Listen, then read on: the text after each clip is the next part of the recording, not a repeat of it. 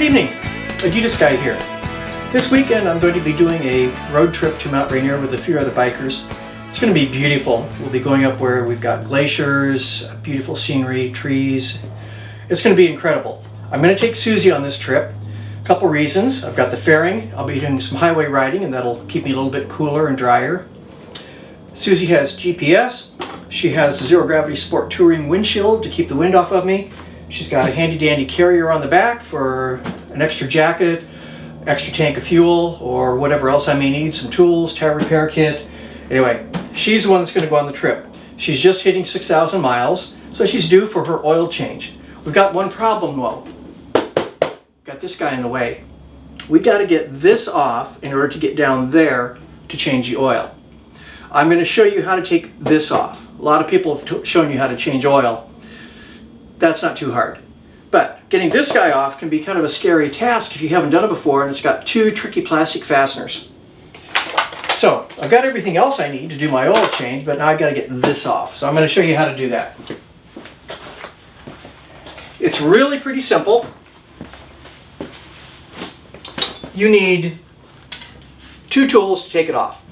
You'll need a small flat screwdriver, and you'll need your number 4 Allen wrench. In my case, I also need a number 19 socket because I have RNG crash sliders. And yes, I've loosened them a little bit, so I've cheated a little bit for the demonstration. But these crash sliders are nice. You do have to drill a hole, but they'll take the weight if your bike happens to fall over. It's going to protect your engine. It's going to keep the turn signals from punching through. It's just a really great thing to have, so I think it's well worth the investment, and I think it looks pretty cool. It kind of puts you like in the Gixxer category. People look at that and they won't think that you're a Gs500. They'll think, ooh, cool Gixxer, he's got pegs. Okay, I'll take this off first. And there's the hole that's drilled in order to hold that. We have 3 big screws here. The nice thing is we can take off every screw and the fairing is not going to fall off. If it's your first time, pay careful attention to the screws. You might want to put a piece of paper down and mark the screw positions. These 3 are the same. They are the largest screws that you'll find when you take the fairing off. So we'll take these 3 off. We've got one more down here. We'll get him out.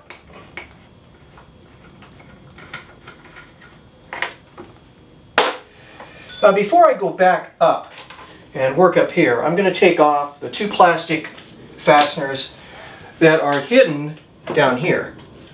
You have one of them right here. It looks like a little black button, and there is one underneath here, and you'll have to get down on your back and reach up under there to find that one. These are not hard to use. If you haven't used them before though, they might be a little bit confusing. When they're pressed in, they look like a little button. You have a little flat slot on each side. What you'll do is you'll pop up that little flat side with your flat blade screwdriver. Pull that up a little bit. That'll release the fastener. Then you can get your screwdriver underneath and wiggle it and pull it up. Well, let's take this off. I'm going to find the flat spot. And there it is. Wiggle that up. And now it's ready to pull out. Wiggle it a little bit. Came right out. If need be, I could pry a little bit with my screwdriver because there might be a lot of dirt on it. The slot might be a little hard to find. It could be filled with dirt and crud. After all, it is right behind your wheel and it's going to get most of the crap. After you remove this one, take the one off that's underneath. Don't forget them. If you miss this one under here, you're going to break your fairing when you try to take it off. You have one more tricky plastic fastener that you have to take out. It's a little button fastener. It's similar to the ones that you find all around your cowling up here. The way these little guys operate is pretty simple. Take your number 4 Allen wrench or any small poking device and you press on the center until it snaps. That pushes this pin in and it releases the fastener so you can pull it out. If you happen to push too far, like that, the pin will come all the way out. Don't worry, it's reusable. You push the pin back in through the front when we're ready to reinsert it. So let's take that out, and he's right up under here. Push the pin in. It snapped. And I can even get that with my fingernails, and out comes the fastener. I have turn signals that I've added onto my bike. These are marker lights. They go white normally, and when I turn, they go orange. I like them. It lets drivers to the side of me have a better indication I'm turning because they can't see this one, it's in the front, and they can't see that one, it's in the back. When you add on things like this onto your bike, put them on connectors. When you have to work on your fairing or take it off, you want to be able to simply unplug things and take it away. When you put it back, you plug it back in. If you're taking your bike to the dealer, do them a favor, unplug everything before they take everything apart, and just tell them everything's unplugged. Do your work. When I get the bike back, I will plug everything back in. Now that we've taken off the plastic fasteners, we've got our 3 main bolts off. We have 4 more. 3 here and 1 here. This one and this one are the same in their size, and these 2 are just a little bit shorter. You'll see that when you take them off, and it's important to put them back in the correct place. Yes, I did cheat a little bit. I loosened the screws before we started to speed it up a little bit.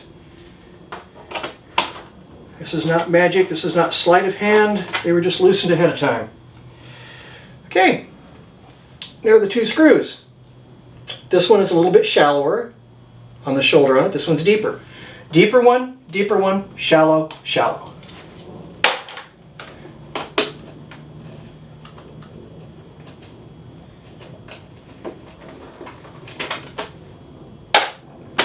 And now, since I've already unplugged everything, we're ready to take this off. So let's do it. It'll slip off rather easily. One thing you do on this panel here is lift up, because it hooks over the bracket. Gently lift up, out, and gently come away. And there you have your really filthy inside of your fairing. Now's a good time to do some cleaning. There it is. We'll repeat the same procedure on the other side, and then I will be ready to do my oil change. When you go to put it back on, do it just in exactly the reverse order.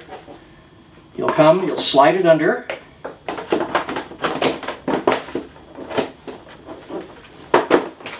It's snug.